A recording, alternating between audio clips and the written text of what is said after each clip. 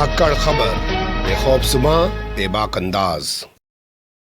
धाकड़ खबर के news room से मैं आपके साथ हूं अकरम रईस खान। उत्तर प्रदेश से एक बड़ी खबर आ रही है। हालांकि भोंपू मीडिया और उसके दलाल चाटुकार दंगाई पत्रकारों के लिए बड़ी खबर नहीं है, क्योंकि यही अगर असदुद्दीन ओवैसी होते तो हो सकता है बड़ी खबर हो सकती थी, लेकिन क्योंकि आजम खां है तो इसलिए इस खबर से भोंपू मीडिया और उसके दलाल चाटुकार दंगाई पत्रकारों का कोई वास्ता नहीं है। लेकिन अगर हम इसे बड़ी खबर के तौर पे देखें तो 3 जिलों से ताल्लुक रखती है ये खबर।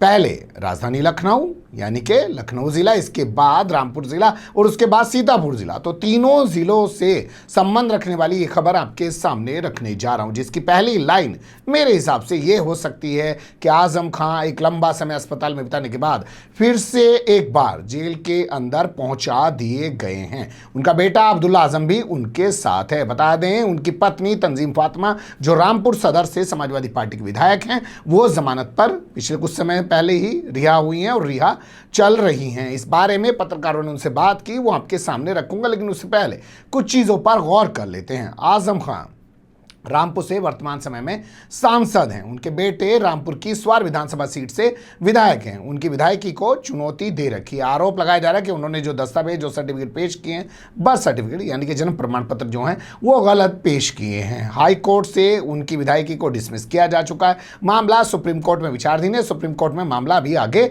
नहीं बढ़ा है। इसी बीच खबर यह भी आई थी कि विधानसभा से उनकी सदस्यता समाप्त कर दी गई। जब हाईकोर्ट ने कर दी तो उसके बाद ये तक कहा गया कि जो अब तक उन पे पैसा खर्च हुआ है एक विधायक के तौर पे, जो उनको तमाम भुगतान हुए हैं, तमाम भत्ते दिए गए हैं, उसको भी उनसे वसूली की जा सकती है। वहीं आजम खां के खिलाफ जो है मुर्गी चोरी, बकरी चोरी, किताब चोरी और ना जाने क्या क्या चोरी, जमीन हड़पने के दुनिया भर के मुकदमे हैं। 100 के करीब ये मुकदमों की तादाद है और इनमें बहुत सारे मामलों में वो जमानत पा चुके हैं, लेकिन अभी बाहर आना उनका मुश्किल है। इसी बीच 3 महीने के पहले खबर आई कि आजम खां की तबीयत बिगड़ गई है। उनके बेटे भी कोरोना पॉजिटिव हो गए, जिसके बाद पहले इनको लखनऊ ले जाया गया राम मनोहर लोहिया अस्पताल में। उसके बाद इनको वेदांता अस्पताल में शिफ्ट कर दिया गया।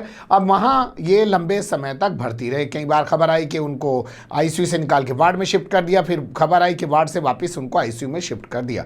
अभी भी बताया जा रहा है कि उनकी तबीयत ठीक नहीं है, लेकिन फिर भी बड़ी खबर ये आ रही है कि मंगलवार को, यानी कि आज जुमेरात है और आज हुई 15 तारीख, और मंगलवार की बात करें तो 13 जुलाई को उनको सीतापुर जेल में शिफ्ट कर दिया गया है। इस पूरे मामले के पीछे किसी साजिश का अंदेशा जता रही हैं रामपुर की सदर विधानसभा सीट से उनकी पत्नी तंजीम फातिमा। कैसे पत्रकार से वो बता रही हैं और पूरे मामले पर साजिश की आशंका जता रही है, उनकी ज़बानी सुन लीजिए। देखिए, मंत्री जी स्वस्थ नहीं हैं अभी, उन्हें पोस्ट कोविड बहुत कॉम्प्लिकेशंस हैं, लेकिन मैं नहीं जानती किन परिस्थितियों में और किन कारणों से उन्हें शिफ्ट किया जा रहा है। क्या साजिश है या कोई और कारण है, मैं नहीं जानती। 1.5 साल से ज़्यादा उन्हें जेल में हो गया, लेकिन अभी तक जो उनकी कोई सुनवाई नहीं हो पा रही है, इसको लेकर। देखिए, इसको लेकर मैं कुछ नहीं कह सकती क्या वजूहात है, लेकिन ये ज़रूर जानती हूँ कि फ़िलहाल उनका स्वास्थ्य ठीक नहीं है और उन्हें किन कारणों से, किन परिस्थितियों में, किन साजिशों की वजह से एक बीमार इंसान को शिफ्ट किया गया अस्पताल से जेल। मैडम 2022 में क्या सपा रिपीट करेगी? जी यकीनन, यकीनन। कितनी सीटें मांगती हैं? अभी सीटें तो अब यहाँ कैलकुलेट नहीं की है मैंने, लेकिन सपा ही सत्ता में आएगी। अच्छा, पंचायत चुनाव में जो है सपा ने जो रामपुर में 11 सीटें पे कब्जा जमाया था और बीजेपी ने 7 थे, उसके बाद भी जो है जो इन्हीं का जो देखिए, जिस तरह से पूरे प्रदेश में कब्जा जमाया गया वो सभी लोग जानते हैं, इसमें कोई बताने की मेरी बात नहीं है। सुन लिया आपने, ये है तंजीम फातिमा। लेकिन जैसा मैंने कहा कि अब भाई असदुद्दीन ओवैसी तो है नहीं कि भोंपू मीडिया इस पे बात करे कि ऐसा नेता जो इतने लंबे समय तक जो है विधायक रहा हो, कई बार मंत्री रहा हो, देश की लोकसभा का सांसद है, उसके खिलाफ ऐसे ऐसे मुकदमे दर्ज करके उसको जेल में डाल रखा है, उसके बेटे को भी जेल में डाल रखा है, उनकी पत्नी जो है वो जमानत पर रिहा चल रही हैं, उसको लेके कोई बात करे, कोई चीत करे, कुछ करने की ज़रूरत नहीं है। और शायद अब लगता भी यही है कि अखिलेश यादव को भी आजम खां की जगह आज़मी मिल चुके हैं। आप जानते हैं अबू आज़मी के बयान आ रहे हैं लगातार। अबू आज़मी को इस तरीके से एक्टिव किया जा रहा है जैसे वो उत्तर प्रदेश के नेता हों। अभी तक तो उनकी सरजमी जो हुआ करती थी चुनाव के तौर पे वो महाराष्ट्र हुआ करती थी, मुंबई हुआ करती थी।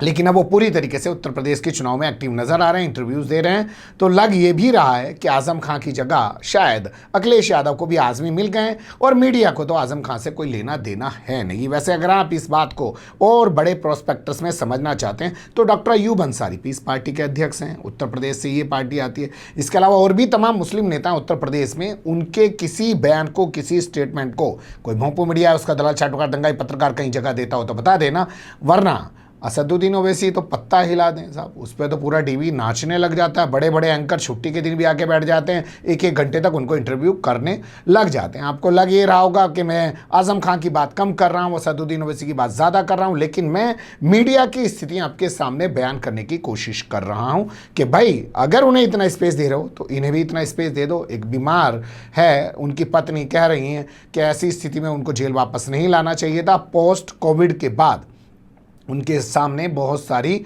दिक्कतें हैं, उनका शरीर अभी सही तरीके से काम नहीं कर रहा है। खबरें यहाँ तक भी हैं कि उनको व्हीलचेयर पे लाया गया, लेकिन फिर भी लाके जेल में डाल दिया गया। तो मीडिया खामोश है, इस पे हमारा पूरा फोकस है, यही आपके सामने रखना था। बाकी आप सब हैं तोलने के लिए। बने रहिएगा धाकड़ खबर के साथ।